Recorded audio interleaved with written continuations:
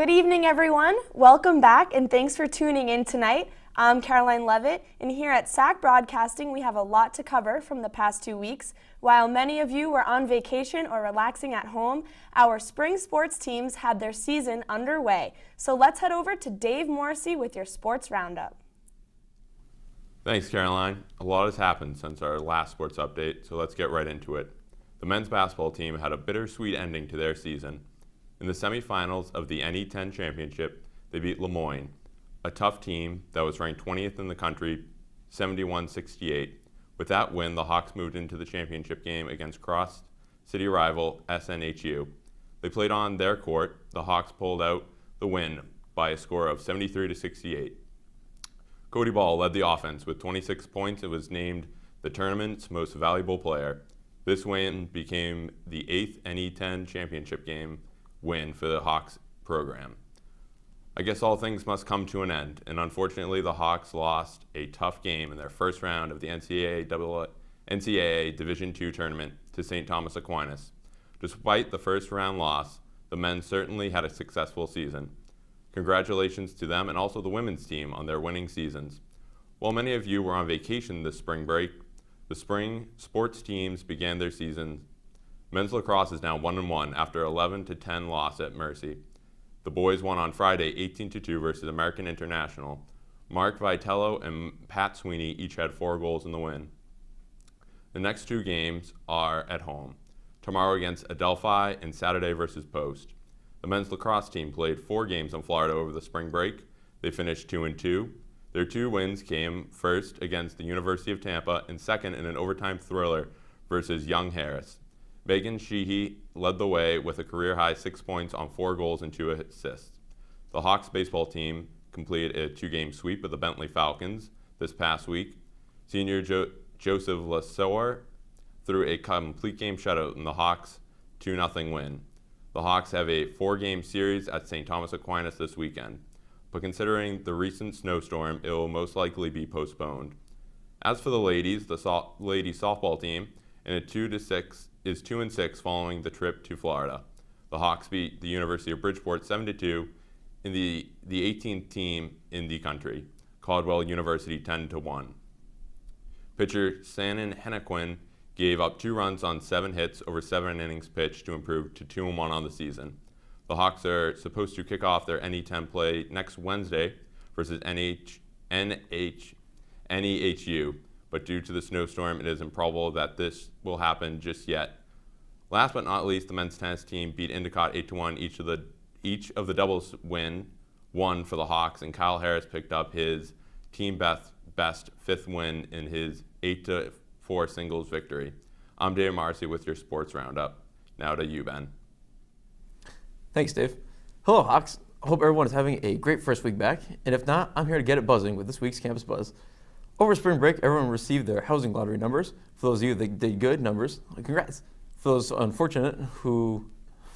fortunate who have no clue where they're living next year, Res Life is giving tours of Hillary, Bertrand, the LLC, Breck, Vondereau, and Holy Cross on March 16th from 7 to 9 p.m. By participating in these tours, not only will it help you find a nice room to live in next year, but you'll also get free food and possible prizes from raffles. If there are any questions, feel free to email RD Nick. The main theme of this spring's Abbey Players concert is interestingly enough, villainous songs from musicals and movies. In order to audition, you must prepare 16 bars of any song for a 5-minute audition. This will be taking place on Wednesday, March 15th from 5 to 9 p.m. in the Data Center. Now, for those of you who aren't totally evil and just want to be the spring already, Professor Bouchard is back again with more Shakespeare. Starting this week, you can go online and register to read one of Shakespeare's many sonnets for his 453rd birthday, April 24th, between 10 a.m. and 4 p.m. behind Alumni Hall on his birthday celebration. Be quick though, because you only have until April 3rd to sign up. For those of you who'd rather just pass through and listen, birthday cake will also be served on this honor of this event. Lastly, I'm sure many, if not all of you, here on campus either know of someone or have had someone in your family who has battled cancer. As a result of this, you should support them in their fight by either donating to Relay or creating an illumination bag in Davidson Hall this week. They will be available to make or donate to from 11 a.m. to 1 p.m. and 5 p.m. to 7 p.m. All donations are accepted, but the bags are $2 for 1 and $5 for 3. Thanks for listening. Time to talk about news from beyond the hilltop. Let's head over to Samuel Ennis for a political update. Hello, I'm Samuel Ennis with this week's political update. The House Republicans have released their plan for repealing and replacing Obama's very controversial Affordable Care Act. Reasons for the change, according to Republicans, are the 25% average premium increase in the last year, the lack of variety in insurers in 1/3 of U.S. counties, and 34% fewer doctors who accept Obamacare compared to private insurance.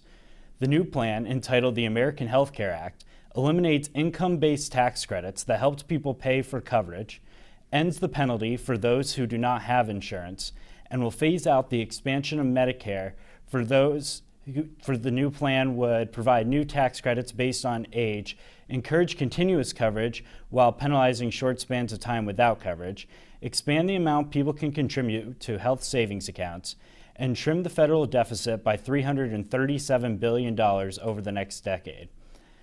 Though this sounds great in theory, the plan has met opposition from both sides.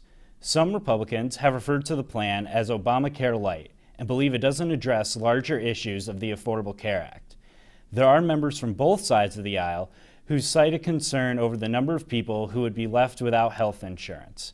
The Congressional Budget Office estimates that 24 million people will lose coverage over the next decade. House Democratic leader Nancy Pelosi has raised a fear that Republicans are rushing to pass the bill before they have thought about political consequences for the American people. President Trump has commented on the plan as well, simply saying it will provide more choices at a lower cost. Though this may sound boring and irrelevant to our lives as college students, the new act implemented by the Trump administration could certainly affect us several years from now when we are no longer on our parents' health insurance. Thus, it is important that we all stay aware of these orders and what they actually do. That's all for this week's political update. I'm Samuel Ennis. Back to you, Caroline. Thanks to Dave, Sam, and Ben for being with us tonight, and thank you for watching.